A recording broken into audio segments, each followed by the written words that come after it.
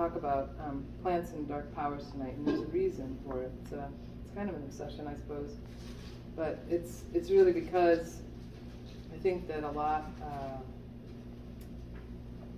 of this is little known lore, which means it's kind of on the hedges and edges of what we have access to, generally speaking. You know, we're all surrounded by a lot of information all the time, but what's been fascinating in my research is kind of finding some of this lore, picking it up, dusting it off, and trying to breathe life back into it. So, and what that means is try to understand it a little better, because at first it can seem foreign or strange, but the more you spend time with some of the plants and their traditions and history, the better sense of what I like to call, as the students here will recognize me saying, the enchanted worldview. So, come on in. Onto the little circle here. So, have you ever, been,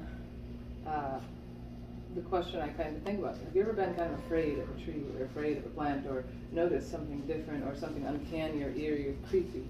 When you've been around something, in nature, which we have to remember in the kind of alternative circles is usually really sugar-coated. So it's usually, everything in nature is all benevolent, all good. And what's true when we look at the history of a lot of these things, it's not how it was. It wasn't everything was just good and we could just leave it at that. That's so simple. And, it's just lacking the depth of the traditions and the lore surrounding the plants. So one example I have is always, that I like to think of first, is alder tree. So Alnus rubra. So that's our local alder tree. So when I first moved out here, I was 21, came from Michigan, and I would kind of, spend a lot of time learning the local plants. That was the first thing I did, was one of them learn about the ethnobotany of the plants and how the Salish-speaking folks use the plants and identify the plants. So I spent a lot of time in the forests, and I would notice when I was in an alder grove specifically, something felt weird. I felt like in a little bit of a time lap, or just felt like something was watching me, and felt kind of just strange. And I'm thinking to myself, how weird. It's beautiful, it's like light and gold and, fluttery leaves and these beautiful white trunks that are kind of reminiscent of birch. They're different, they're something else, And so I thought about it for a long time, and I would try to kind of do research about it, and I couldn't find anything, really. Just kind of how it was used with its materials and medicine and whatnot. But in terms of magical history, I didn't find anything until many, many years later, maybe 12 or 15 years later even, maybe 10 years. But eventually found that it has a lot of dark lore indeed. So in Northern Europe, it was associated with devils. It was associated with witches and dark magic. So there was all sorts of different ways that people employed it, but because it had this tendency to bleed red when cut, anybody that's been around alder trees that have had to cut an alder tree down knows that once it oxidizes, the bark, the inner bark, kind of turn this like dark orange color. The older the tree, the darker the color. So it was always known to have supernatural powers because of that, because it had this kind of like blood quality to it. So, and so it's pretty cool to kind of, it was interesting and really confirming to get that information later and be like, oh yeah, there was a reason we could sense this. So when we think about it, everything about plants and trees can be felt. The entire history that surrounds the plant can be touched on and felt. There's all of this, thousands and thousands of years of use, stories, beliefs, spirits. All of that is available if we take the time and if we, spend the time. So with the plants and the trees. So that's to get us started. Also, the thing that's important to say is really what is so intriguing about the darkness. What is it? The mysterious kind of intrigue. It's dangerous. We think about the night. The night is shadow. The night is when the dead were believed to walk. In the northern places of the world, that was a time for the dead, not the living. So the night was feared, especially, these northern places where we can imagine It gets much darker in the darker quarter, so we're in the dark quarter right now, going towards the longest night of the year, right? So, the darkness kind of enveloped everything. So we can see that this kind of things that are associated with mystery, with the occult, with the hidden, with the shadows, things that can't be fully understood, were sometimes demonized, and sometimes misunderstood completely. But we can know for ourselves that that's part of the draw, towards this mysterious powers. So when I think about, my uncle a couple weeks ago said, well, what do you mean by dark powers? What does that mean? It's like, well, Uncle Steve, if I could say it to you, and I just said, just like that, darkness is also the soil. It's the fertility of the soil of the land. It's the darkness of the womb from which we came and the grave to which we will all go. So there's like all of this shrouded in the shadows and the dark. And I love that certain plants and trees have an ill-omened history. Because if you go to any culture on earth, if you look far back enough or hard enough, long enough, you will find that not all trees were good, or plants were associated with benevolent powers.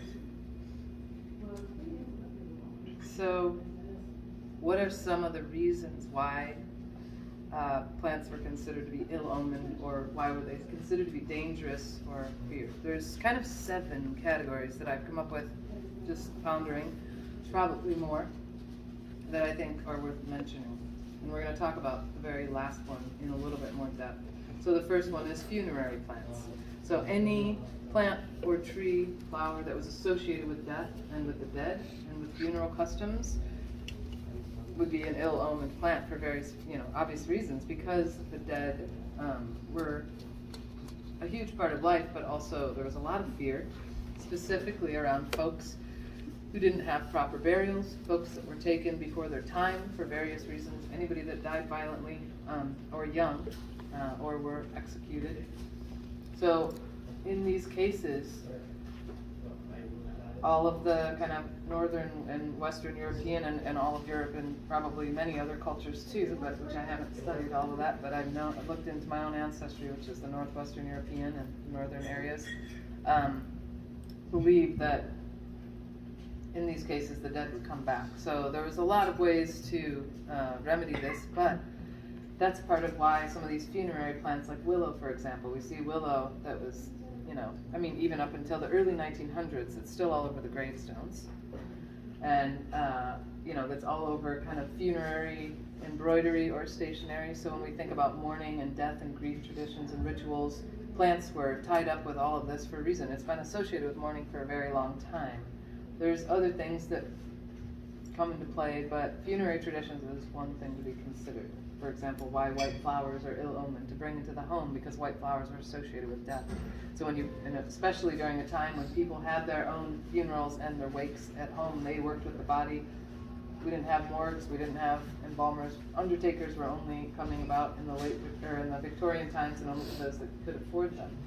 So generally, people were caring for their own dead in ways that we don't even have access to. We don't have the opportunity to very much. We have to advocate to do it. So plants were a big part of it, all the symbology surrounding these customs. So that's one reason. Second reason is painful and baneful, right? So this makes a lot of sense. Plants that were poisonous, plants that were painful, with prickles and stings and rashes and anything that would hurt us, were of course associated with evil. So, and plants that could kill us. So that's pretty obvious. There's all sorts of examples in Plants of the Devil. I think in chapter 2.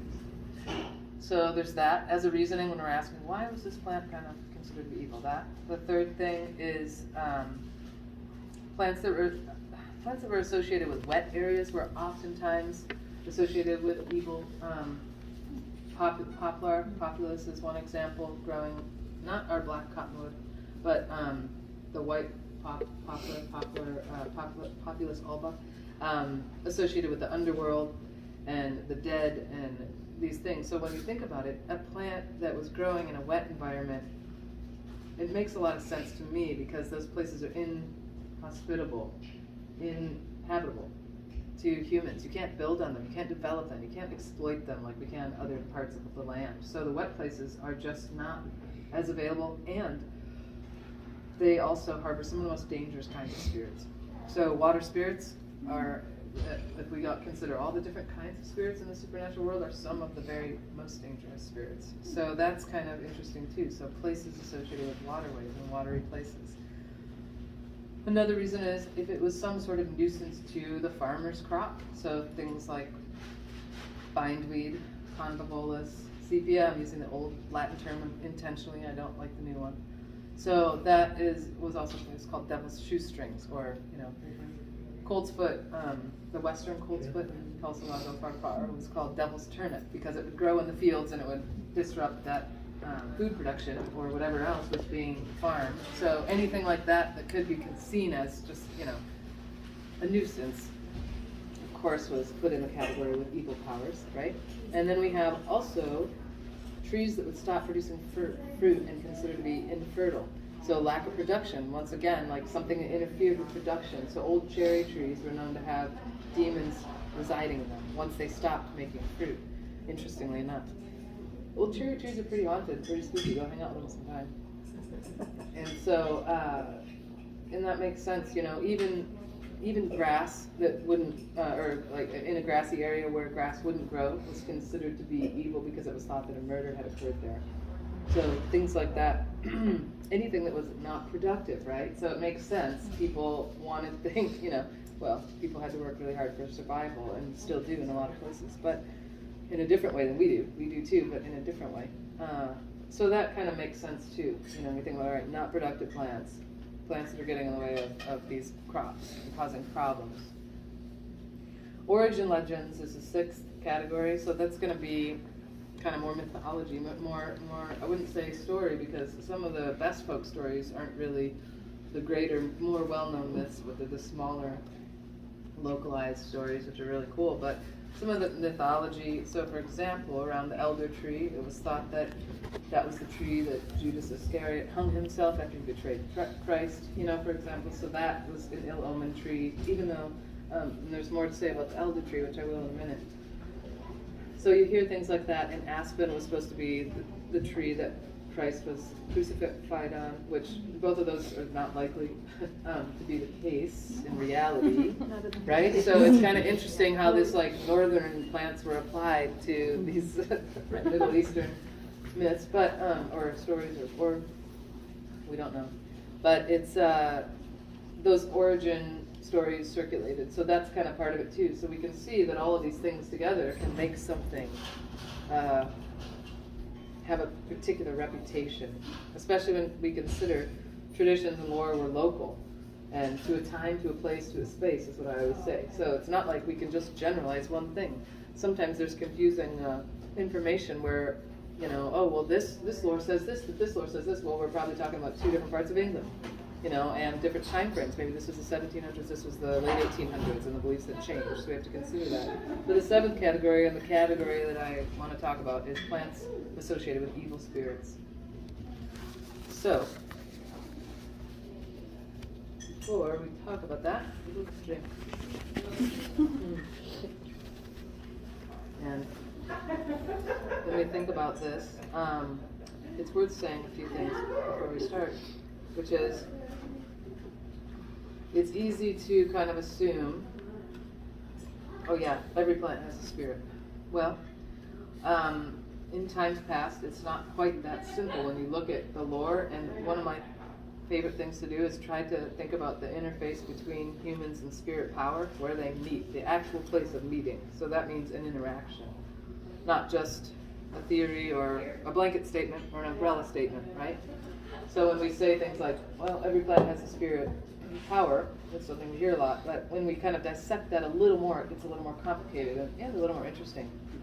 So, and I also want to make the distinction between kind of the spirit power and spirit itself.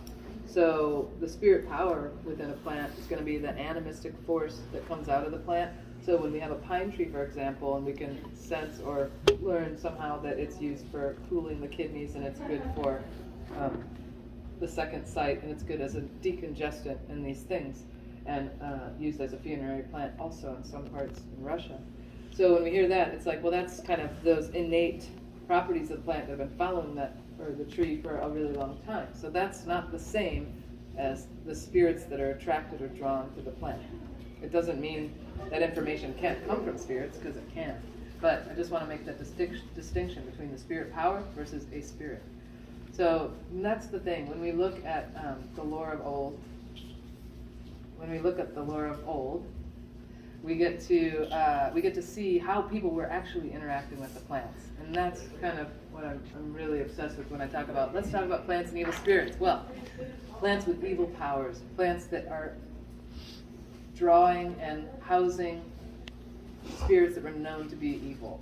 That's what we're really talking about. It was known that certain plants and trees attracted certain spirits, certain types of spirits, and that the spirits lived within these plants and trees. Now, there's more examples of the trees, because we have to remember, really old trees often have a hole in them, and that was believed to be a house for a spirit, or a portal which they could go back and forth in and out to another world. So you kind of find a lot more of this with trees, but there's also plants too. So I'm going to give some examples, and then at the end, kind of just talk about why I think this lore is actually really important to be considering. So in terms of trees associated with evil spirits and evil powers, now we do have to say also that evil is in the eye of the beholder. We know that, and most of us can agree the worst evil comes from humans. So we can pretty much agree. But historically, of course, there are evil or destructive forces in the natural world, and thankfully we don't come across them all the time or very regularly. So true evil in the natural world is pretty rare, but of course it exists. So just in terms of when we're using that word, which is a really strong word that has really strong associations for a lot of people, we need to think about these plants that were considered to be ill-omened and associated with evil spirits.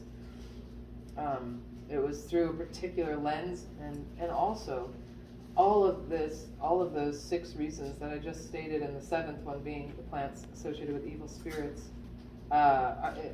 What's really going a step further is it was all utilized by folks for their magical practices. So that means it was all supported in the sense of people working with these powers very intentionally for a reason. So that's where we always have to remember we need those dark powers just along with benevolent powers as well. We need the protective things, but we also need those darker things, because there's a lot of reasons why it comes in quite handy for many human situations, which we can talk about in a little bit. So the first tree I'll talk about is hawthorn, Crataegus monogyna. So that is little bits and pieces. We could spend the whole entire time talking about hawthorn, but I'll say that hawthorn has been associated with supernatural spirits in the British Isles particularly, but also in other parts of Northern Europe for thousands of years. And so it was believed that these spirits were dangerous.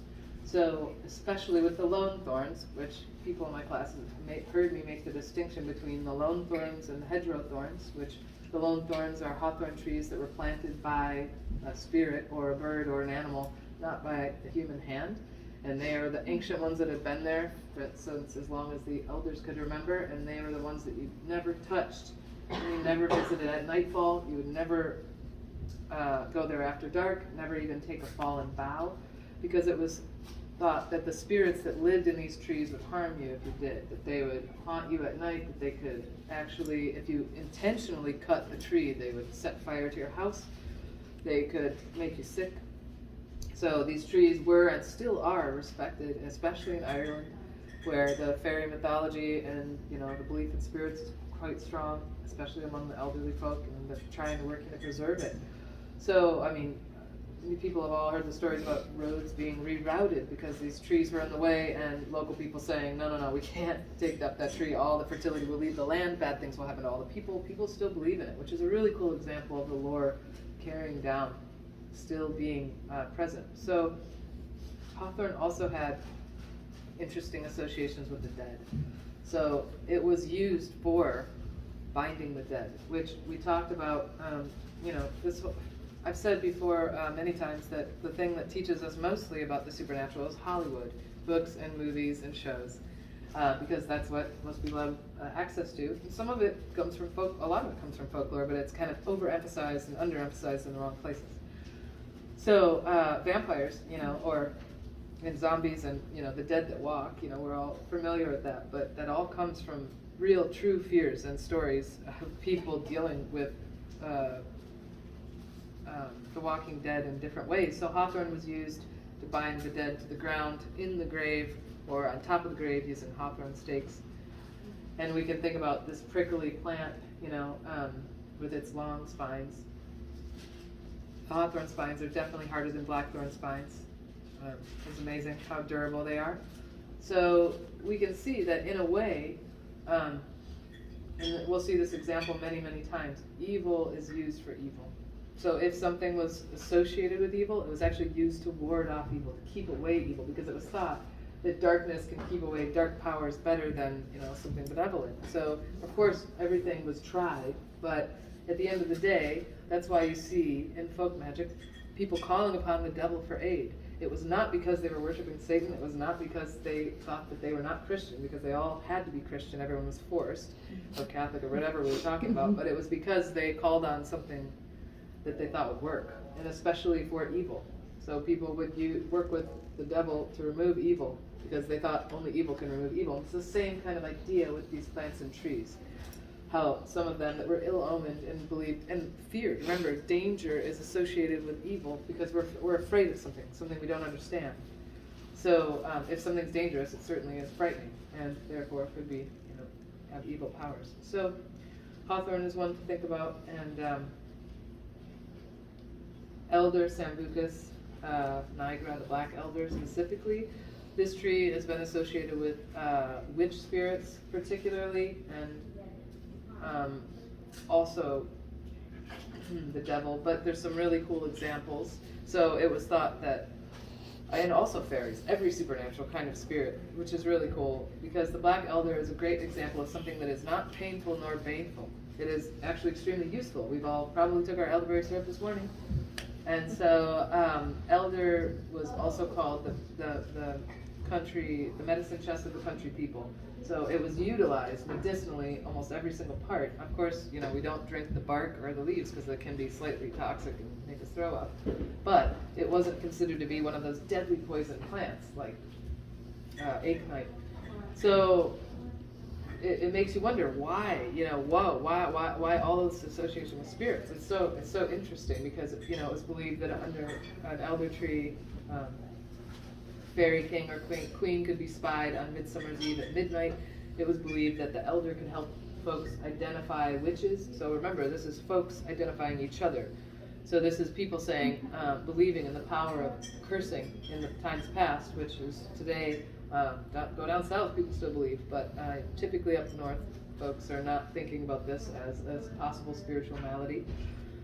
But it always was in traditional systems and is today in many places of the world considered to be something, to be taken account for. Is somebody cursed? So people would use the elder tree to find out witches by taking the green rind and the oil and rubbing it on their eyes and seeing if they could see. That's why it's a plant of the second sight, to see witches with, so other witches. So maybe the neighbor who was making your cow give bloody milk. Well, let's find out which neighbor it was, that one or that one or that one. So that's how it was used. So it's interesting that a tree associated with witch spirits in the Hildemore, the elder mother, was the one that was used, of course, because that law of sympathy. So there's some specific examples in Swedish lore about the Hildemore, actually the elder wife, Hilifruen. I don't say that right, but that's okay. So that's basically that the elder tree could make you sick. So if you stepped over an elder tree in the wrong way without saying, oh, excuse me, or if you broke a branch, or if you moved an elder tree or something like that, it could make you sick by giving you a rash. It's a specific ailment that was used, like a term. I don't know how to say the word, but it could be remedied by pouring milk over the roots of the elder tree. So it was thought that the spirit from the tree would cause a problem for you if you didn't act respectfully. So it's a really cool example, and there's actually one specific account, I think from Smallland, where there was a farmer who was going to cut down the elder tree, and he looked over and saw the spirit dressed in a green dress with a black striped apron, and realized, I shouldn't do this. Sitting there, she was sitting in the branches. So it's a cool example of, a tree associated with spirits too, and these spirits are living in this tree, that they're attracted to it, and then people acting appropriately, going, well, what can we, over time, of course, the wise folk of the community, the cunning folk, or the witches, or the whoever was considered to be wise in the communities, they had the insight and could use these plants and trees in certain ways, and of course spread to everybody these traditions and lore. So I love the elder tree. Also in Russia, it was believed to be a tree of evil, and that the devil lived under the root of the elder tree, so you didn't want to dig up the elder roots because the devil would be unleashed. So burning elder wood in the house would summon the devil. So of course, some people by the power of suggestion were like, well, maybe that's helpful information if they're trying to work some sort of money magic or do something, whatever they're doing in their moment of desperation. But it was very ill omened to use in any kind of furniture. It was believed that the elder mother would come and pinch babies black and blue if it was used and incorporated into cradles. So it was bad to use as food skewers. So it was really one of those woods, along with hawthorn, just didn't really use very much of it. Especially, with hawthorn, the hedgerow thorns were used. So that's a different thing. That's intentionally planted and manicured by people. So the yew tree, Taxus baccata. So that's the European yew. So we have a native yew, the Taxus brevifolia, but the lore is for the European yew, which is a funeral tree par excellence. So it is one of the oldest known funeral trees. Some of the largest yew trees are in the British Isles. They're big enough to pretty much all of us could get inside of it. Some of them, and up to 4,000 or more years old. So the yew tree was often planted by the dead in old burial places, and they're growing in churchyards, and the churches that were there were planted in the old burial sites. So you see, it's long been a friend to the dead. So it was believed that if you harvested a sprig of the yew tree from a churchyard, graveyard, that the spirits would come and come to you at night and bother you and haunt you. So the spirits of the dead were drawn to those trees and resided in those trees. It was believed that the roots grew into the mouths of corpses. So this tree is for the dead. It protects the dead. It honors the dead. It's a tree to work with, of course, for any kind of ancestry. But it is a poisonous tree also, we can remember. The seeds, particularly in the foliage. But one thing I always say about the yew, as a conifer, it gives off no smell. So that's perfect for the dead. So it's, it's like you smell it and you're like, yeah, there's nothing. So that's because you're going to be dead if you decide to make tea out of it. So it's kind of a good warning. So the yew tree, another thing is, another piece of lore is you can take a branch from the churchyard yew and you make a V-shaped notch in it, and if you put it in the ground and look through that notch, you could see spirits of the deceased. So there are times when you want that, because maybe you have some communications with the deceased that are pressing, and you have some things you need to talk to your beloved dead about, or your ancestors about, or the neighbor who was robbed and killed, and you could say, who did this? This is why we call upon the spirits of the dead, maybe, to answer questions sometimes.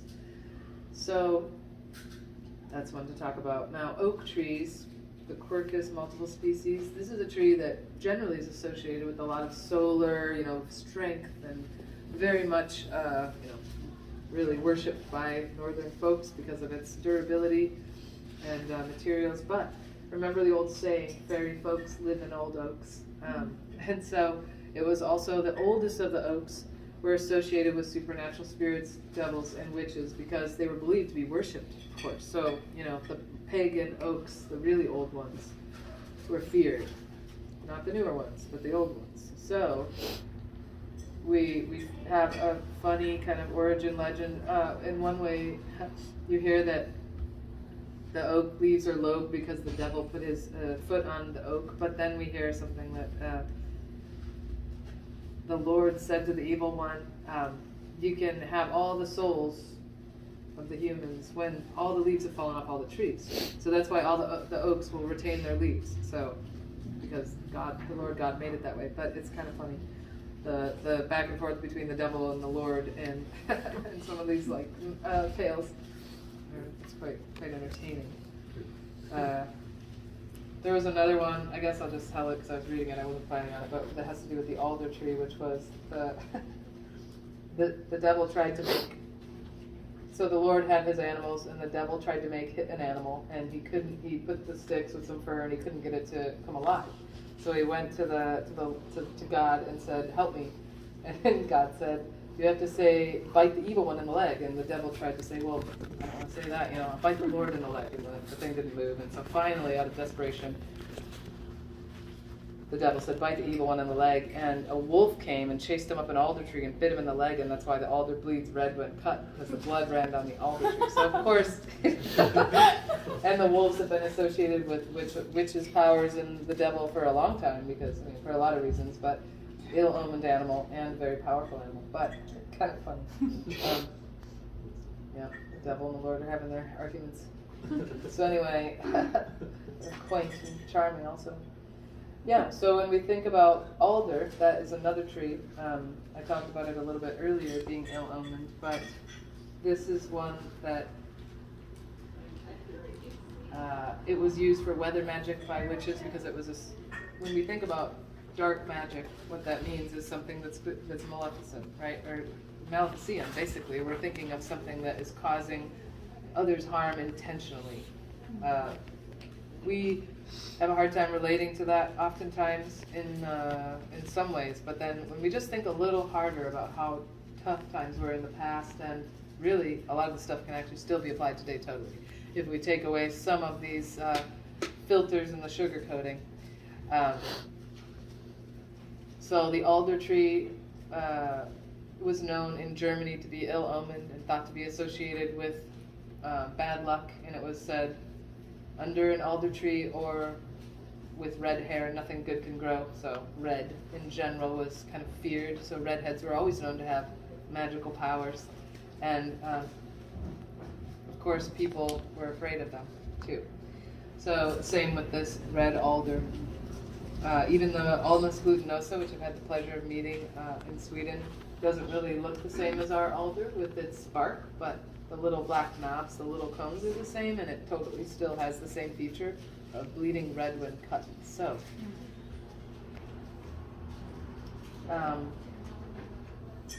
what other tree do I want to talk about? Well, willow, Salix multiple species. So this is another tree. I brought it up early as a funerary tree, but we can also say that this tree was associated with the devil, in that it was believed that in Poland to be a tree of the devil, and it was thought that if you went to a willow tree, sat on a willow root, and you would be able to, when the devil appeared, sign your name in blood and make a pact. So it basically draw the devil. It was the tree of the devil. It was thought that folks that took their own lives were drawn to hanging themselves on the tree, and this was, it's interesting to think about what came first, the funerary lore or the lore of evil spirits. So it's hard to know, but it's all mixed up. Goes very far back. So willow also being a place of the plant of the wet areas, right? So we have a couple different things here that we say, okay, well, willow is another one of those very ill-omened trees that has so much healing on it, right? It's like the very first aspirin, the salicylic acid. So that and meadowsweet was Philipendula almerium, which nobody talks about that, but it's both of those plants that were the first synthesized or made into aspirin. So willow had all of these healing attributes and was still associated with supernatural powers.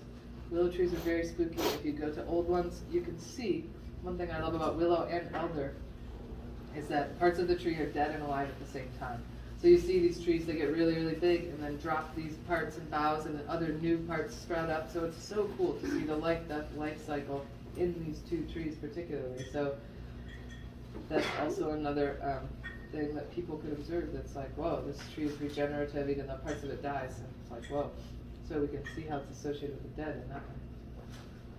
So this is like kind of a long blabbing about trees, but when we think about plants, stinging nettle, Urtica dioica, it was ill omened and associated. It's I talk about it in Plants of the Devil in the second chapter as well, being associated with the devil, of course, because it burns and stings. But the piece of Swedish lore that's really interesting was it was believed that nettles would grow where either criminals were executed or folks took their own lives.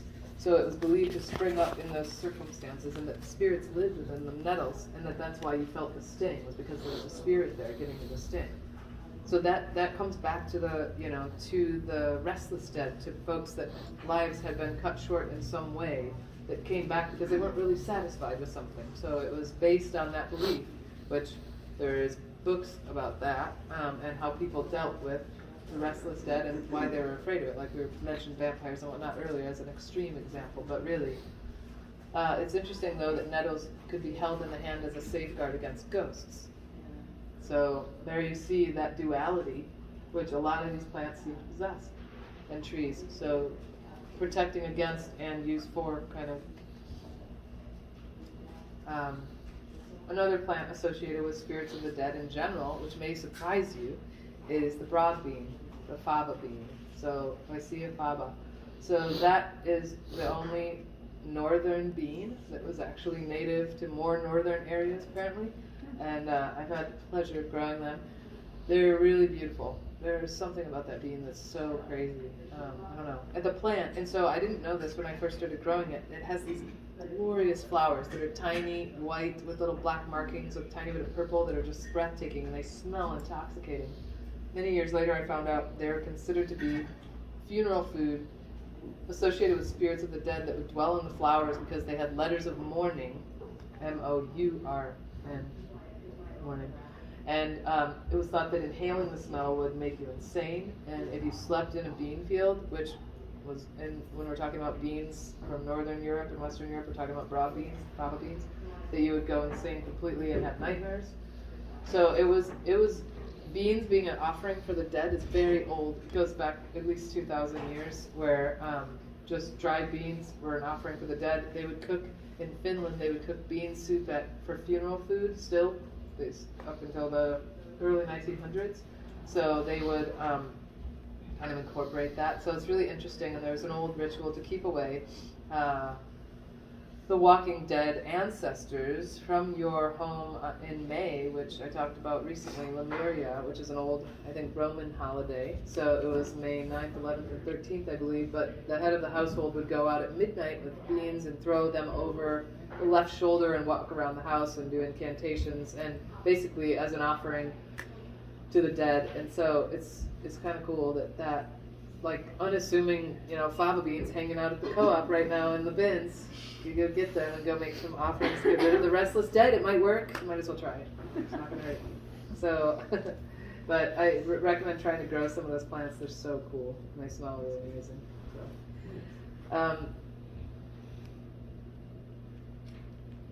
So, a couple plants associated with evil spirits certainly fall under Solanaceae.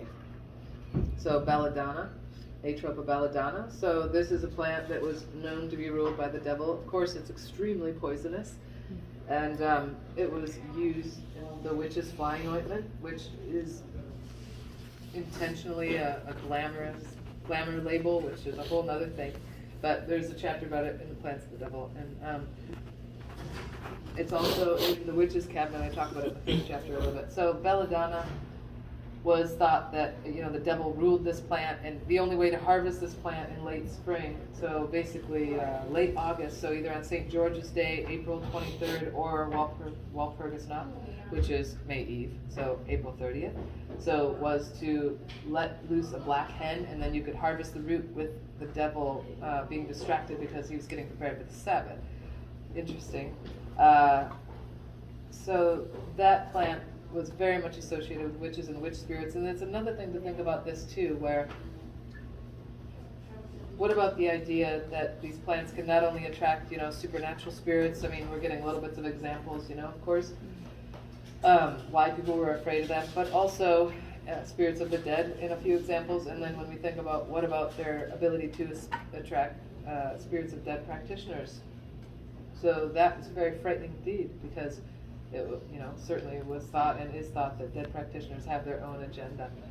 So, something to think about. So, mandrake, Mandragora officinarum, is another plant associated with evil spirits, thought to harbor the devil himself or some sort of devil in its root. It acted as a spiritist. I mean, there's so much to say about mandrake, but that's why those harvesting taboos are in place. Such, the things from Harry Potter, remember Hollywood and all of the things were based on folklore, the screaming of the root, but that's because it was believed to be inhabited by an evil spirit. But it was also, we could think, used to dissuade people from doing this kind of magic, from having, working with idolatry. So basically, by taking objects, it could be an object that was made, like the troll hair, or which is made from 9 kinds of yarn, just as one example, and blood from the left finger, and used to do the witch's bidding, so to get milk and cream, to fetch things for the household, or a root like the mandrake root that was, working with basically the home of an evil spirit that was used for an aphrodisiac, used to bring money, used to bring power, used for gambling luck, also used for health and prosperity, also used for cursing, used for everything. So it was this idea that these mini gods, that it was so feared and condemned the practice of anything else being inspirited by an actual spirit, whether it's the spirit in the bottle, or there's an example of a human rib bone that was wrapped in 2 kinds of wool from Scandinavian folklore that was thought to be a spiritist that was fed on blood and brought to the Holy Communion. So all these kinds of practices where people had examples of strange items that were either crafted or made from natural materials or whatever, that were associated with evil spirits. We can understand, of course, it's the church powers trying to control people, and also control magical practices, which they never successfully could do or did. Because all of these practices went under the surface. I was reading a book about divination recently that talks about in Germany how divination was condemned by all of the inquisitors and all of these folks, but it was always practiced and totally tolerated. So it's going to be the same for a lot of these folk magical operations to a point. We don't know what the point is exactly. We don't know the gray area, but basically, when we think about the fact that these plants and trees associated with spirits known to be evil, they were in people's daily lives. People were walking all the time. They had to work for their food in a way that we can't really imagine, unless some of us are farmers, which they can. But we would have been much closer to the elements, much closer to these plants, much closer to these waterways, and be able to, like, the tangible feelings, and much closer to our dead, like I already talked about, how the funerary rites would have been part of day-to-day life. Think about so much death we can't even imagine. We have it now, but it's hidden behind hospitals, and it's hidden in morgues, and it's hidden in funeral homes. So much death in the past that everybody was dealing with, especially during times of starvation and plague and war, right? So, and just talking about malnutrition and just, all of that. So it's really a different kind of sensitivity to spirit powers in the past. So, but what's true is it's right under the surface. It's not very far removed from us.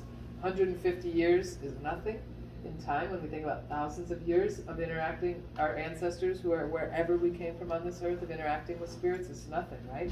So what that means is it's important to us on some level, and we recognize something like, oh yeah, that makes sense. Oh yeah, okay, I get it. Because it's not that far away from us. So some of these practices, they seem strange and weird and maybe definitely different, but at the same time, one of the things that I wanted to address was, before we get to questions and answers and whatnot, is just thinking about why this stuff is even important today in modernity. Why is it important to us? Well, it's important because it's instructive. It's important because we're not given any kind of roadmap on how to work with spirit powers in our culture at all. And if we're lucky, in the alternative cultures, we might be given something. But in my personal opinion, I found it to be quite lacking. And quite, there's so much generalizing that happens that it leaves much to be desired. So these old ways and old traditions, when we go back and start looking at how people were actually working with spirit powers, and plants and trees are a great way to start, because we can all have access to some degree plants and trees in the forest and the fields or in the garden. So when we look at that, it's like we can learn from how people were working with these powers and what their worldview was like, so they could how they understood illness and disease and bad fortune, and how they understood working with ancestors and spirits of their dead and their beloved dead, how they understood working with powers in the invisible and the occult when they were trying to manipulate through their only means, people using folk magic to control things that they couldn't have control of otherwise, when they didn't feel protected by the law or by the government, so I'm sure folks can relate to that today in a lot of places, right? So folk magic always has had its place with folks, with people, because of these reasons. People have always needed it, and they always will. It will never be fully gone, even if people don't know where to begin. So that's why it's important to spend time with some of these old traditions and learning about them, I think, is because it helps us to know kind of how to proceed, and what makes, when we could put together our own roadmap on how to work with these things. Like I said, the interest of mine is the actual interaction, the actual point of when we can interact with a plant spirit, or a spirit inhabiting a plant, or a spirit of the dead. What actually happens then? That's my real interest, not just all of the generalizing that ends up kind of going on. Does that make sense? Mm-hmm.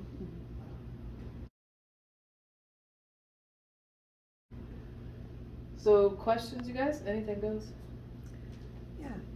Would you tell us again about, speaking to my ancestors through the yew tree? Yeah. So if you take a churchyard yew, so that's going to be a graveyard branch of yew, and then you cut a V-shaped notch in it. So you can imagine just on the end, and then you stick it in the ground. So this is probably happening in the churchyard by the grave, right? But it didn't say that. The Lord didn't say that, but that's what I imagine, because people would often go to the graveyard to work with the dead. So then you would look through the notch, and you could easier see spirits of the deceased. Another way to work with spirits of the deceased from Germany was to hold a wand of mistletoe.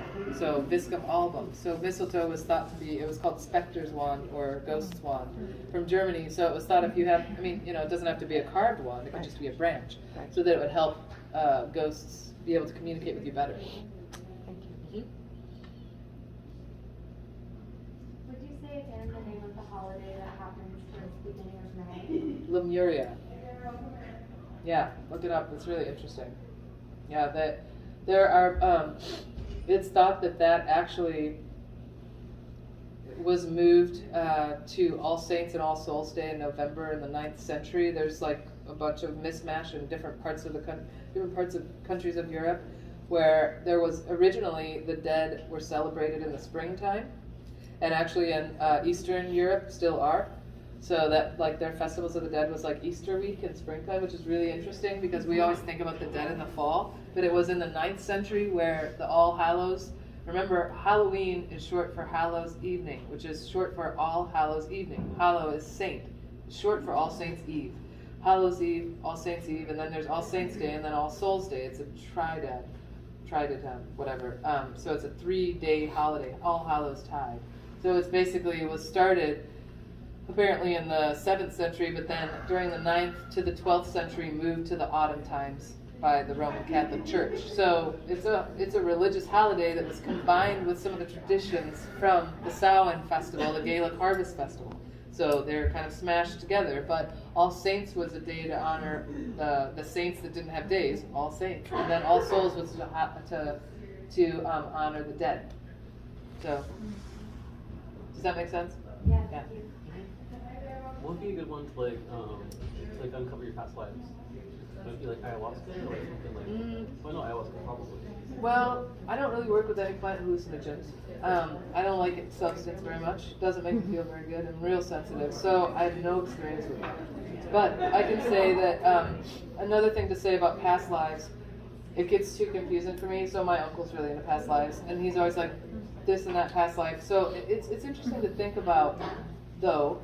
We have resonance, right? We know we resonate with certain things where we're like, okay, this feels like, I've been here before, I've met this person before. We all have had those feelings where why am I, drawn to 1800s, cupboards? Like, I don't know. There's something, but also another way to think about it besides past lives is also like it's in our blood, it's in our DNA to recognize something that we have ancestral memories in our blood. There's 80% junk DNA. When I did biochemistry a long time ago, I was shocked at that 80% of our DNA, that means that 80% of our DNA is not, doesn't do protein synthesis. It's not utilized for protein synthesis. It's known as junk DNA. What? It can't be junk. It's ancestral memories, it's memory, I think. That's what I think. So I think that maybe framing it a little differently, because past lives, then you're just like, whoa, it's just crazy, we just go everywhere, But I think framing it a little bit more like that helps me. Does that make sense? Definitely, yeah, for sure. I've been uncovering some bioculture codes, a back and help a little bit more. Yeah, okay, so I see what you're asking. So, kind of plants in the second sight, which there's a little chapter in there. I'm not trying to sell my book, but I'm just saying it is more helpful than what I'll tell you right now. It's a really good chapter. So the whole idea of the second sight, right, is the two sights, the double sights. One sight is the normal world. One sight is the spirit world. That's what that comes from. It's a Scottish term. I don't. I wrote it in the book. I can't say it. I'm terrible with other languages. But yeah, so basically yarrow is a really good one. So you can try yarrow if you want to make an infused oil with yarrow, Achilleum milfolium, and you can put it behind your ears and above your eyes, and so helpful with seeing. And also you can do a wash with it, so you can make a strong tea, and you can take a linen cloth and then strip down and then just wash yourself with the cloth dipped in the tea to kind of like when you're doing any sort of ritual where you're kind of finding out. I would say yarrow, and rue is another one. Rue graveolens. So that is extremely bitter, but you can even just carry it with you if you have access to the fresh or dried plant and smell it. I find that really effective. Cool, okay. Yes, I would try rue and yarrow. Okay. And then, yeah. Rue and yarrow. Okay, I'm going to take notes real quick. Yeah. Go ahead. Yeah. What was the purpose of throwing the fava over the left shoulder? It's an offering basically for the dead. Mhm. Similar to like scattering seeds. Yeah, exactly. And it's a food, Yeah. right? Not just maybe the counting, but also the whole idea of like, and not looking behind you, because if you look behind you, it's like the spirits have power over you. It makes me think of the Catholic practice of throwing salt Right. over Into the devil's eye. That's what it is. Yeah, to the right side is to the angels, and to the left side is to the devil, into the devil's face. I was like the salt circle though, like everywhere. Well, at home at least. Yeah, salt's really useful for a lot of things, but it's interesting to think about it. And it's true, every time you spill the salt, a quarrel happens. I mean, isn't it true, you guys? It's a lot of folklore of salt. If you toss it, then the evil spirits will get confused and they get obsessed with counting every single grain. Yeah. There you go. Yeah. I do like the fact that salt, like, by my front door, so that way they have to count it just in case. Yeah, except for in our climate, it melts basically because we have such a wet climate. Yeah. It's unfortunate. So this body of work, those 5 books, have you found as a researcher that older work is better for you, or is everything on the spectrum? Older. Yeah, Absolutely, okay. hands down. Okay. Yeah, because I find that just the newer stuff, I've stopped reading it, quite frankly. I mean, unless it's written by folks who are doing older research. Otherwise, because it doesn't incorporate the same worldview or mindset about spirits and powers, I find that the older work does. It's consistent with that. And not as a researcher, but as an author, there's 5 books there. What's the spectrum of time that you've been writing? 1600. Oh, you mean? Yeah, no, Yeah. yeah. 1600 usually is kind of the oldest, or late 1500s is maybe something, but 1600s to early 1900s is usually what I'm drawing upon. Yeah. What about walnuts and hazelnuts? One of those, the black, I don't remember which one, but my dad hates them because apparently they kill all the other plants. Black walnut. I like them, but my dad would kill them because he was like, they kill everything. Yeah, allelopathic, it's a certain term. Cedar does that too, where basically it's like nothing will grow underneath the walnut trees, the black walnut specifically, but some of the English walnuts too, because of their oils when it rains. So it's like, it sends out that signal. Are they evil? Yeah, Oh. they're definitely considered evil. Yeah, so the English walnuts, the Juglans regia, that was known to be a witch's tree from Italy, that witch spirits would dance around the tree, and it was also associated with ancestors in the Balkans, so people associated with spirits of the dead from the Balkans. The black walnut, that's a North American tree, so there isn't as much ill-omened lore about it, but certainly, I mean, not that I know of, but there probably is somewhere. But definitely the English walnut is more of an ill-omened tree associated with dark powers, forces. Good mention. So I've heard over the grapevine that you may teach classes about some things like this. Would you speak to those for folks who maybe don't know about that? Sure. I have some students in the group. Thank you for everybody for showing up your support. Yeah, so I do classes out of my home. I have a website where you can see 3 of the 5 programs. There's a couple programs that are not online that will never be online. So, but I teach an herb apprenticeship, and I also teach a folk magic program and an evening series. Those are the ones that are online that you can read about. And then if you get into the programs, you can find out about the other programs eventually. So it's there's additional years on the folk magic program. So yeah, it's my love, it's my passion. I love teaching, and writing is just another form of teaching. So I do have I do have a couple spots left in a Winter Charms evening series coming up in January. Otherwise, the herb class has a wait list, but you should just email me if you're interested, and if you're interested in the folk magic program for next fall, you should email me as soon as possible because the wait list starts early. So it's just good to send an email if you're interested in classes, and then I can answer questions, any questions you have about it, and also look at the website because it has the full curriculum for the herb class for the folk magic program, which is called the Enchanted Forest and Hedgerow program, and for the evening series, so they can kind of see all the details before you reach out and say, oh, what's this about? You can read about it first and then ask any questions. So. That's sweet. Is all your information on the link on like Facebook and Instagram? It's actually on my website, so if you go to maplemistwood.com, you just Google Maple Mist Wood, it's all there. I guess that's more informative than Facebook or Instagram. But it's linked on your Instagram. Is it? They can get there through Is your it? Instagram. Good. Yeah. I just did it. Oh, Yeah. good. Good. I just joined Instagram 2 months ago, finally. So I don't know the pros and cons or whatever. Fair enough. Very cool. Yeah, so you can check it out. But definitely just send an email through the forum, and then I'll get back to you soon. I try to keep up on emails. Are you writing any articles coming up? Yeah, I have an article coming up about the domestic plants and domestic animal magic. So it's going to be coming out from the Weird journal. So that comes out through Three Hands Press. It should be out any day now. So my husband Pietro did the illustrations, which he's done for the Witch's Cabinet and for plants and the Dream Divination Plants. So he did the illustrations for this article, which is really fun. Kind of forgot it existed. It's been so long since they wrote it, but that one is coming up soon.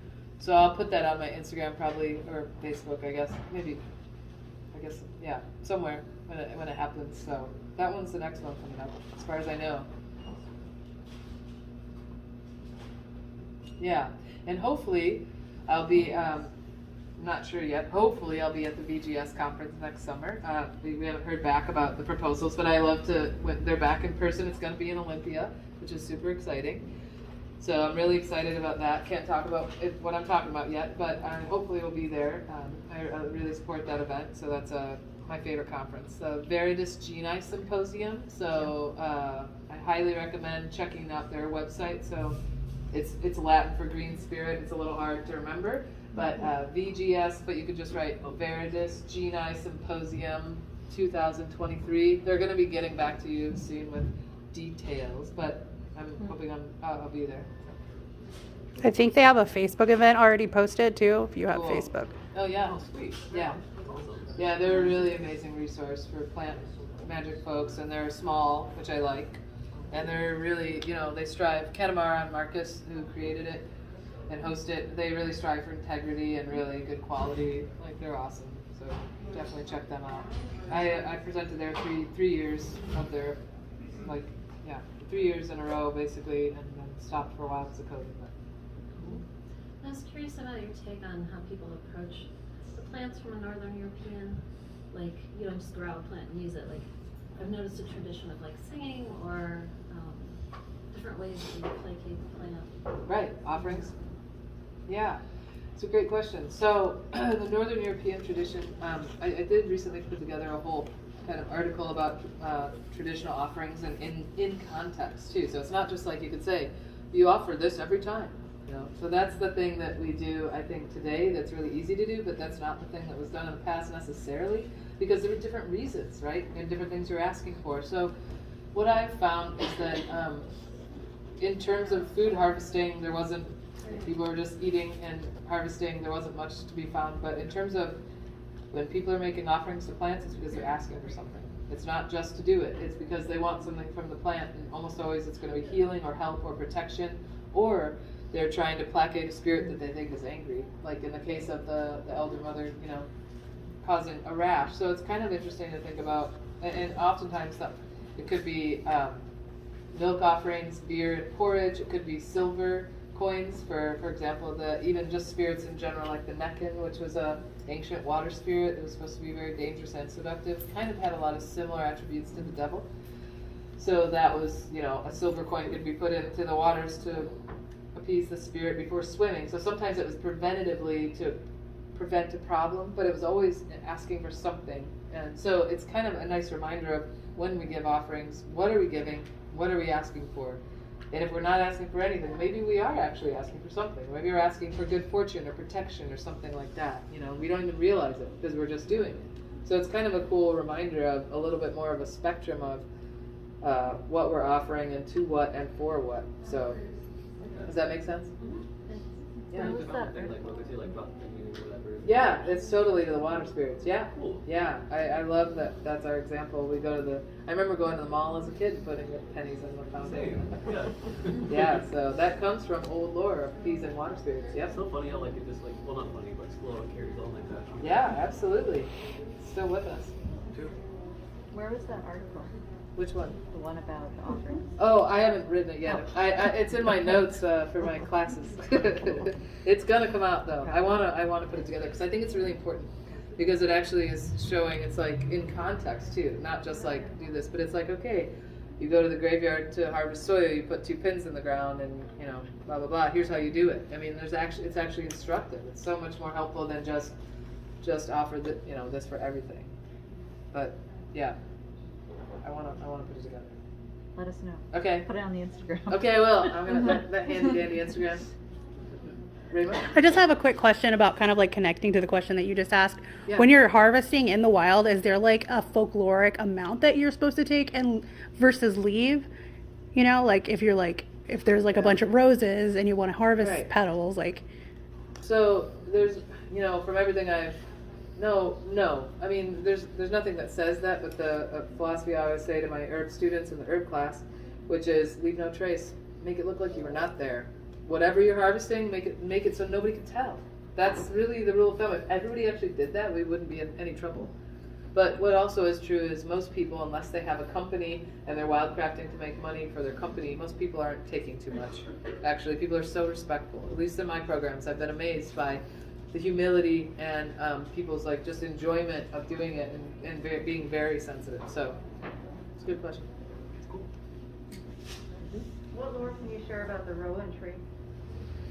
How much time you have? Well, okay, so let's think about less commonly known lore. Maybe so under the witching tree was named after the rowan tree, so that's what it's named after because there was a saying from somewhere in England. It's like basically you can witch with it as well as being protected from being witched. So I like that because it's kind of like it touches on a dualistic purpose, which most folks don't talk about. Rowan is one of the most protected trees in all of folklore. It's associated with fire. It's associated with the god Thor from Scandinavian mythology. We can see the fire because of the berries and the sympathetic link with the berries and the color fire. So it was thought to protect a home from fire and protect a dwelling. But most folks have heard about the rowan cross and the rowan beads being carried for protection, but that came from lore about the Scottish Highland maids sewing small rowan crosses into their clothing to be protected when they're taking cows up to the pasture and for protecting the animals. So actually, in the new article coming out from Weird, it is a plant that was used for animal magic quite a bit. So it was hung over stable doors and barn doors and used to protect domestic livestock. So we have to think about this is a time when that your animals were everything. That was your food source. Absolutely, without them, you were going to starve. So we kind of are like, it's a little bit of a luxury. We all know. I mean, it's a pain in the ass to keep animals. We all know if we do, but it's a luxury in a sense of it's actually, unfortunately, not even barely cost effective to do it. It's so sad these days that the food prices are so damn high. The fencing, it's crazy. But if that's all we do, then we can make it worth it. But we gotta just devote our total time to them. Anyway, we can see in times past for survival, we would have done a lot more domestic animal magic, and it makes a lot of sense. It's a really cool category. But the thing about Rowan, something else that people often don't know, is that those Rowan crosses could be used to keep away the Mara, the nightmare spirit, which is an ancient supernatural, usually spirit, sometimes sent in the form of by a witch from a practitioner. So it could be put under the pillow to keep away the nightmare.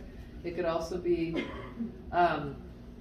put on top of a coffin. An Estonian practice was to put the Rowan cross on top of a coffin, so it kept the dead from coming back.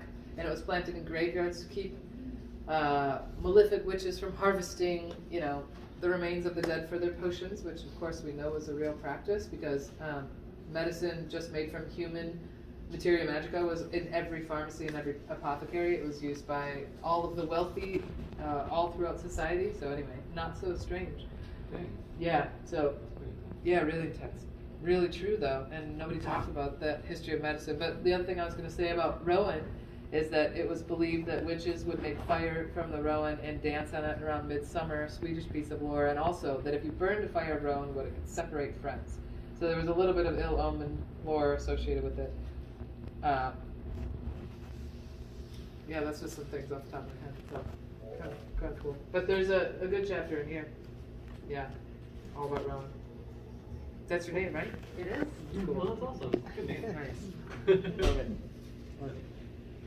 Tia? Oh, I was gonna say, with regards to human materia magica, isn't it true that certain boils and stuff you can actually make medications or like not, what is it called? Something that prevents disease from. Wait, what? Certain what? Like you can make medicine from human boils and stuff. If you were Boils? like, yeah, like Pus? like you can make it from pus. If you were that desperate, if it was like hundreds of years ago.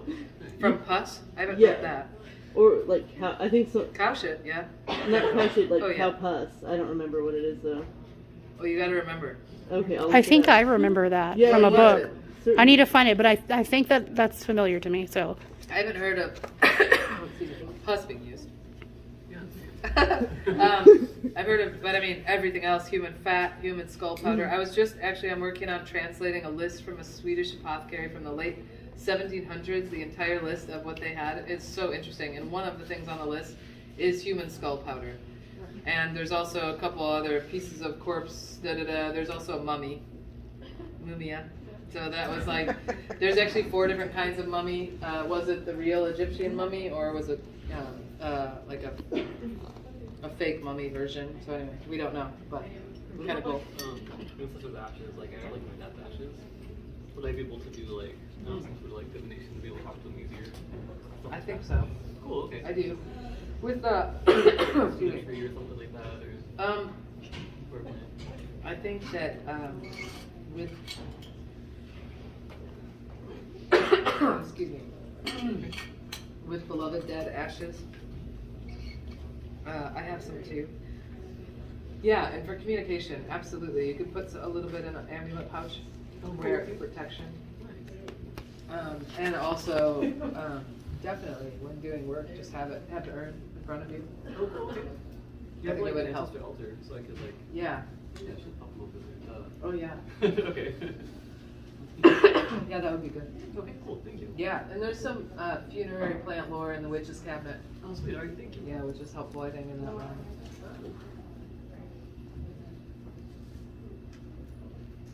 You guys have other questions?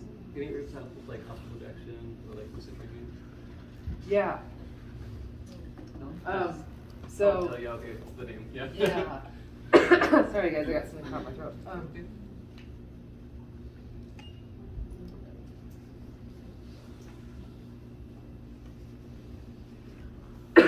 Excuse me.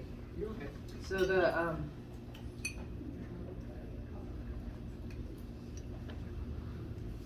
plants for dreaming this book is really good because it's dream divination plants, but what we see is people were using these plants in order to conjure visions in the dream world. So it's basically like how to enhance our dreams. So I spend a lot of time working with that in my own personal practice, so I really recommend it. There's a lot to it, but in terms of just some quick suggestions, it's a great question. If I had to pick something, you mean in terms of, so what's the purpose? So just to have more intense dreams? You said lucid dreams? Yeah. Yeah. So like travel, like be able to talk to like spirits kind of in between. Okay. They already have like really lucid dreams anyway, so I just want to make them even more clear. Yeah, I think mugwort's really good for that actually. Okay. And Mugworts. yeah, I think so. And actually, I think linden is also a really good one. Like linden tea Nice. before bed, and then mugwort under the pillow. I think it's good. Or mugwort salve rubbed on the back of the neck before bed. Oh, cool. Yeah, I would try those two things. Linden. Yeah. I'm sure by your voice, you're almost done.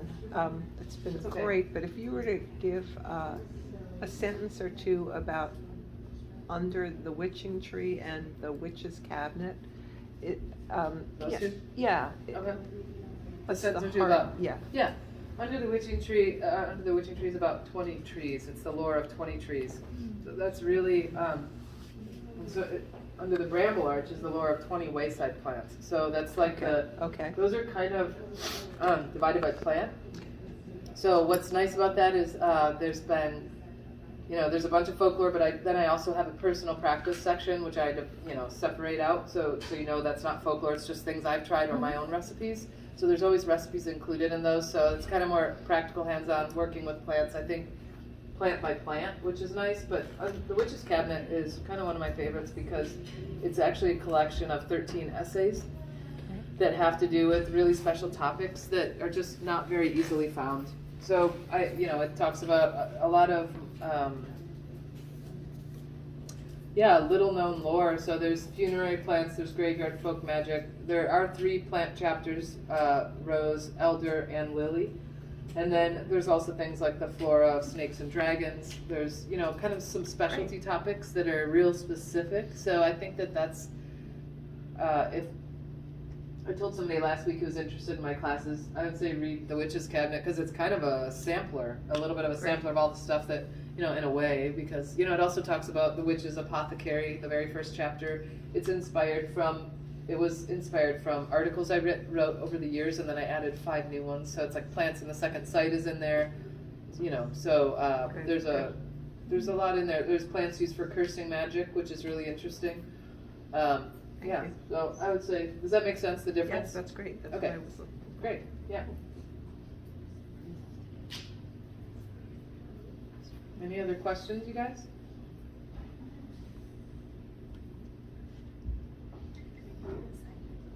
Oh, yeah, sure. I have some thought, like, I think it's like Alia or something like that.